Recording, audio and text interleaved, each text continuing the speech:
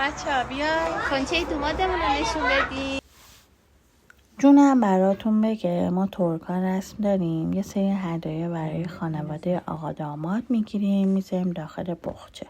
یه سری وسایل مورد نیاز هم برای دومادمون میگیریم که شامل لباس و کیف و کفش و لوازم آرایشی بهداشتی میشه.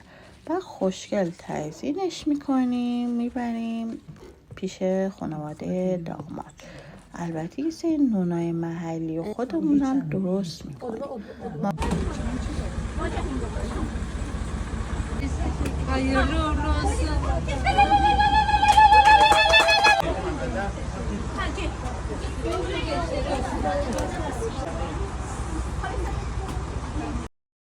حالا ما برای این رسم میگیم خونچه برون یا خلعت. شما چی میگیم بهش؟